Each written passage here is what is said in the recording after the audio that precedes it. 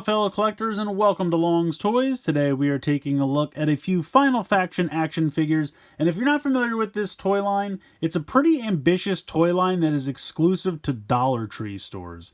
That's right, these are dollar store toys. Now, to be fair, the dollar store is not even really the dollar store anymore. It's the $1.25 store, which just really doesn't have the same ring to it, let's be honest, but that's a rant for another day. But this is a pretty ambitious toy line. I mean, I can't speak to the quality yet because I haven't opened any of them.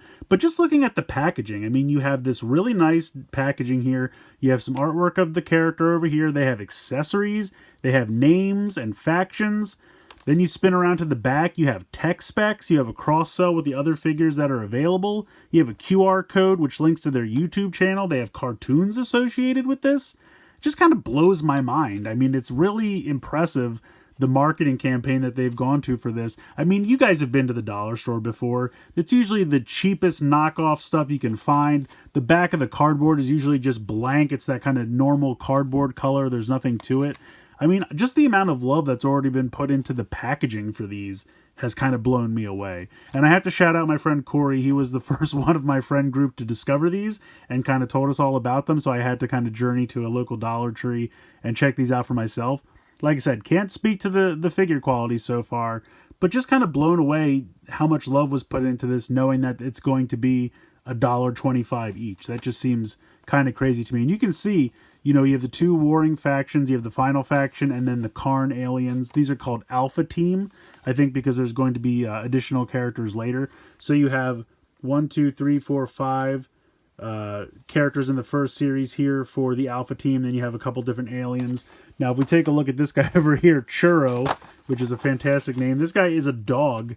It's a small dog that rides in a dog mech suit, which is already the best thing ever. If you come around here, there's some new characters for Series 2. There's some more Alpha Team members, and then there's going to be some more aliens. So we're already on Wave 2 of these things.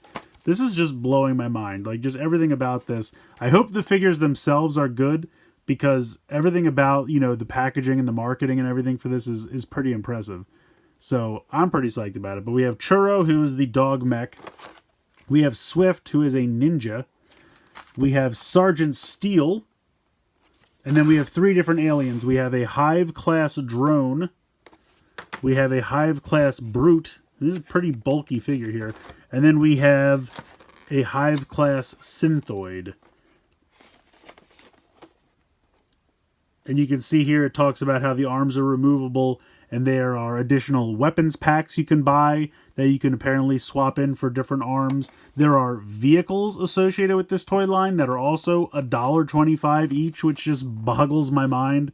So I'm really psyched for these. I really hope the quality is good because, I mean, just such a comprehensive toy line for $1.25. And I really need to track down one of these vehicles, because if I can get a vehicle for this for $1.25, I'm probably not even going to be able to believe it. So let's go ahead. I'm going to get all of these out of the packaging here, and we'll take a closer look.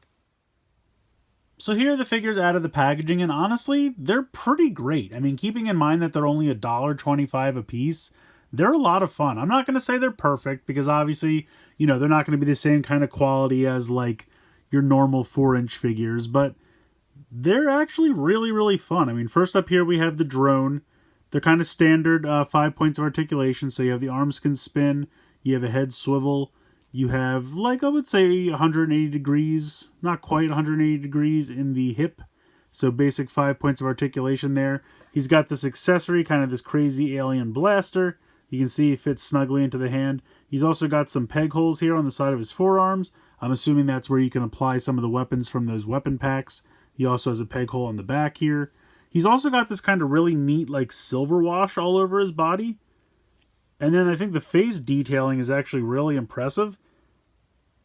Pretty cool, like, skull there with the glowing red eyes. It's a really neat little figure. I mean, for $1, you can't really ask for much more. Now, again, he is a little bow-legged, and the quality of the plastic is definitely on the cheaper side. But like I said, it's $1. You can't hold it to the same standard as, like, a Fortnite 4-inch action figure or something like that. I mean, honestly, he's pretty cool. I like him. Moving on to the Brute. This guy is massive. He's also got those really awesome glowing red eyes. And he's got kind of the same silvery wash going on. Really just highlights all the detailing. And this guy actually feels pretty hefty. He's got kind of a chonk to him. He's got the same movement here, got about 90 degrees, maybe a little over 90 degrees in the hip. Spin the arm around. Now his head's a little loose. You can see on mine. They're probably not all like that. It's probably just mine, but it's really not a problem. I mean, I can still pose it however I want. No issues there. And the aliens are kind of meant to be like foot soldiers, so it would make sense to maybe pick up a few of these, and then it doesn't really matter if you have one that kind of gets cannon foddered, for lack of a better term. He's also got a peg hole here on the back. He doesn't have any on the forearms. They do have some pegs on the bottom here.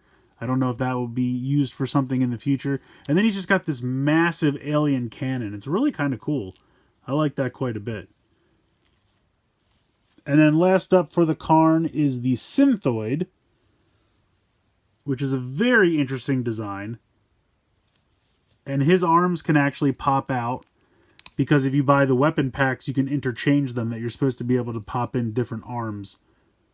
It's a little difficult to get them back in. Oh, okay, there you go. It's going to make it look real easy. The first time, I guess I didn't have it lined up right away. He's got kind of a bladed arm over here, so you can move these around. It's a little weird. For some reason, they don't like to move around so much, but you can always pull it out and then just pop it into a different configuration, however you like it. And then he's got the same kind of articulation in the legs. But a pretty decent number of paint applications. You have all these tiny little red eyes. You have the purple here. And then he's got kind of like a silvery black wash as well. So just all in all, pretty cool. He's got some peg holes here on the back. So definitely going to be picking up some of those weapon packs, I think. So I can trick these guys out. But yeah, so far for the Karn, pretty cool. We'll move on over here to the final faction. We'll save the Doggo for last, because let's be honest, it's probably going to be the best one. So over here we have Sergeant Steel. And I feel like the face doesn't have a ton of detailing. Like, he's got a mouth molded in there, but it's very faint. And so from far away, it just kind of makes it look like he has no mouth, which is a little weird. Maybe just a little bit of detailing there might have been good, but the glasses look pretty cool. The haircut's a little weird. But he's got a lot of nice paint applications here on the torso. And he's got your basic 5 POA. You got the arm movement. You got the 90 degrees there in the hips. And the head can spin from side to side. And then he's got this pretty cool backpack. Has some cannons up here. Have these wings. And if you don't want this, you can unpeg this. It comes separately. Very simply just pegs into the back here. So that's pretty cool. He can fly around. He's got a little jetpack. And at first I put it on like this because I thought these were the jets, propelling the jetpack. But you can see that it looks a little weird. The packaging has it on like this. They're supposed to be cannons, I think. So he has weapons while he's flying around. Next up we have Swift. She's pretty cool. She comes with these really nice swords. And you can actually store them on the back. So they come in the packaging attached here in the holster.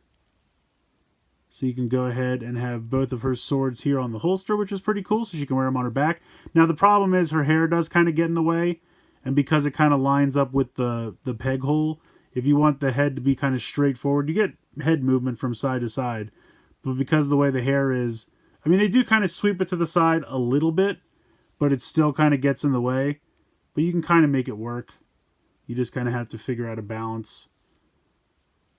Oops, as I'm dropping her. But it works. And she's got nice paint applications. I think the vest, the gloves, all pretty nice. It does kind of stop halfway, which is a bummer. Kind of reminds me of Japanese vinyl dolls, how the paint just kind of stops at the halfway point. But otherwise, she's got the basic articulation. Head swivel, arms swivel, 90-degree bend at the waist. But you got the boots painted all the way around. Honestly, pretty nice. I'm really happy that the swords can store here in the sheath on the back. I think that works really well. And then last up, we have Churro, which is a great name for a dog. So the back legs here are a little cheesy, but they work. They have a swivel, pretty decent amount of swivel all the way around, actually. Pretty good swivel for the front legs as well. You have a little bit of yellow paint here and an FD-0 stamp. You have some peg holes here and on the back. I'm assuming for the weapon packs. But I really like the dog head. They did a good job with that. The red eyes, I love that the ears are standing straight up. Black paint there for the nose. It looks really good. This little section opens up here and you can find the dog inside. So if I pop this guy out. Sometimes it's a little difficult to get him out, but they have a little handle on his back as like part of his harness, so that does help to get him in and out of here sometimes. But here is the little dog friend. I love the giant bulging eyes. Looks like he's been drinking coffee. But you can see what I mean. He has this little handle here. But yeah, just a static little dog figure. But you just go ahead, you kind of tuck the head in first, and then kind of bring it around so that he can get inside. And then you can close it up, and then this kind of clicks in.